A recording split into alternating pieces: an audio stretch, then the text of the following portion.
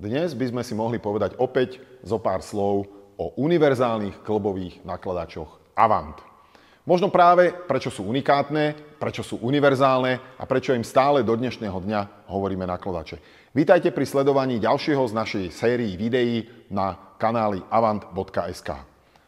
Prečo je Avant univerzálny? No preto, lebo ho dokážete celoročne využívať. A to je úplne jedno, ktorú veľkosť si vyberiete. Dnes mám tu možnosť a v podstate aj to šťastie byť obklopený viacerými modelmi, viacerými veľkosťami v rôznych výbavách. Je to dané aj tým, že viacerí z vás sa rozhodli pred Vianocami, že si kúpia nový stroj, nový univerzálny klbový nakladač Avant a dnes sú tu pripravené pre vás, aby sa o pár dní rozutekali do rôznych kútov Slovenska a pomohli možno vám, možno vášmu kamarátovi alebo niekomu, koho poznáte v jeho práci, v jeho činnosti, aby pomáhali ďalej ľuďom. A to je jedno z našich poslaní, aby sme vám dokázali pomôcť v tom, čo vy robíte. Ale naspäť k Avantom. Univerzálny znamená, že naozaj ho dokážete používať celoročne. Máme okolo 200 rôznych druhov náradia a to je prvý spoločný bod pre všetky modely a pre všetky veľkosti Avant. Je úplne jedno, či sa budeme baviť o úplne najmenšom Avant série 200, toto je konkrétne model 225, alebo sa budeme baviť naopak na opačnom konci úplne najväčšom modeli tzv. Vlajkovej lodi Avant série 800, konkrétne model 860. Je úplne jedno, či sa bavíme o najmenšom alebo najväčšom, stále sa bavíme o stroji, ktorý je celoročne využiteľný. A prvý spoločný bod u všetkých Avantov, a to je, ak sa pozrieme na model 400, na model 500, na niektorý z modelov zo série 600, 700 alebo 800, je to úplne jedno, pretože upínacia doska má úplne identický tvar. Čiže keď hovoríme o 200 rôznych náradiach, keď hovoríme o celoročnom využití, tak hovoríme o tom, že s ktorýmkoľvek týchto strojov dokážete naozaj celoročne pracovať. Potrebujete odhŕňať sneh, potrebujete kosiť alebo starať sa o zeleň, potrebujete sa starať o cesty, o svoju stavbu, o svoju nehnuteľnosť, čokoľvek, s akýmkoľvek strojom. Upínacia doska úplne identická. Rovnaké upínanie na všetkých náradiach. Spoločný bod všetkých Avantov. Ďalší spoločný bod, keď sa bavíme o tom využití a o tom, prečo sú univerzálne, by sme sa mohli pozrieť na to, že ak je náradie aktívne, ak sa pozriete, a bude to vidno z viacerých záberov, tak tento pákový mechanizmus pripojenia hydrauliky je identický na všetkých strojoch. Čiže znova, my keď zoberieme náradie, máme rovnaký spôsob upínania, máme rovnaký spôsob pripojenia hydrauliky. Čiže vy môžete mať rôzne náradie Avant, stačí vám jeden stroj a budete pracovať. Alebo naopak, keď si po rokoch vymeníte model menší za väčší, väčší za menší, stále vám to náradie bude pasovať a dokážete s ním pracovať. Celkovo treba povedať, že Avant je klbový nakladač. To bolo to najprv univerzálne, to sme si vysvetlili, a teraz klbový. A prečo je klbový? Ak sa pozriete so mnou spolu bližšie, tak tu v strede, opäť, absolútne na všetkých modeloch identické a rovnaké, je stredový klb. Ten klb vyzerá ako taká vidlička a v tom klbe sa ten stroj týmto spôsobom láme, respektíve sa ním riadi.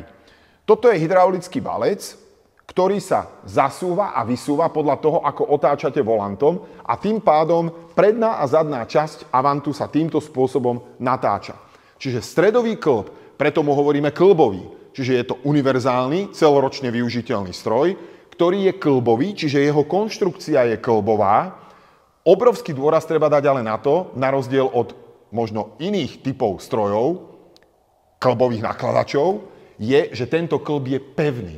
Pevný je preto, lebo ak vy budete pracovať v ťažkom teréne, tak ten klb vás podrží. Ak si predstavíte výkyv bočný alebo priečný, tak pri ťažkom teréne a pri väčšej váhe sa stroj stáva nestabilný. Avant je vždy stabilný a fantastická priechodnosť cez terén. Okrem toho, ten pevný klb, čo je v podstate základom jeho konštrukcie, znamená toľko, že pomer medzi vlastnou hmotnosťou a schopnosťou zdvíhať je prakticky najlepší na trhu.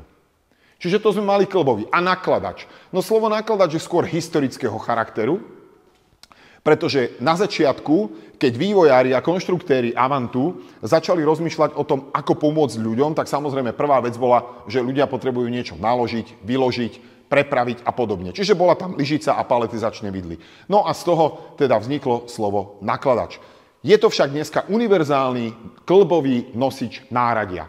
Ako sa pohybuje? Opäť, keď sa budeme pozerať na najmenší, na strednú triedu, na strednú vyššiu triedu alebo na najväčšie modely, tak všetky stroje sú s hydrostatickým pohonom. Takže s hydrostatickým pohonom znamená to toľko, že v každom jednom kolese, u každého jedného modelu je hydromotor. Všetky Avanty sa pohybujú na základe hydraulického pohybu, na základe hydrostatiky. To znamená, že sa bavíme o strojoch, ktoré majú permanentný pohon. Permanentne cez tie kolesa preteká olej. No a vy máte ako obsluha možnosť aktivovať funkciu, ktorá, ak poznáte autá GP alebo ja neviem, nejaké proste offroadové autá, tak viete, že sa dá aktivovať tzv. Uzávierka diferenciálu. Tuto je hydrostatický pohon, tu sa nebavíme o mechanickej uzávierke, tu sa bavíme o hydraulickej uzávierke, alebo by som povedal o fixácii toho prietoku oleja, ktorý je za normálnych okolností voľný. Jednoduchou páčkou vy uzamknete ventil a v každom kolese bude v podstate taký objem oleja, aby ste sa z každej situácie dokázali posunúť. Čiže máme rovnakú konštrukciu u všetkých strojov, máme rovnakú upínaciu dosku u všetkých strojov, hydraulické pripojenie u všetkých nakladačov Avant je identické, pohon som spomenul, ovládanie stroja.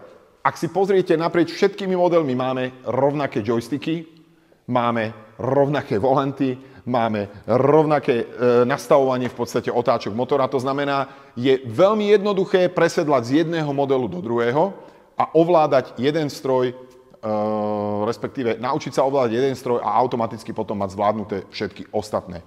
To, v čom sa líšia úplne prirodzene, je to zrejmé a je to viditeľné, je veľkosť. Áno, nie každý stroj od Avantu je vhodný na všetky účely, ale tam sa už líšime viac menej z pohľadu toho, koľko potrebujem zdvihnúť, kde potrebujem dočiahnuť, akú prácu potrebujem spraviť.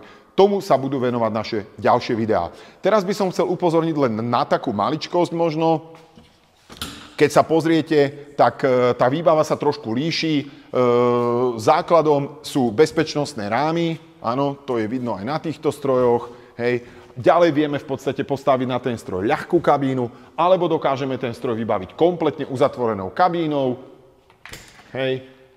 Tá kabína naozaj vie byť veľmi slušne vybavená s odpruženou sedačkou, s rádiom, plne komfortná. Dokonca je možné stroj mať vybavený aj s klimatizáciou, pracovnými svetlami, dokonca aj takéto šikovné majáky.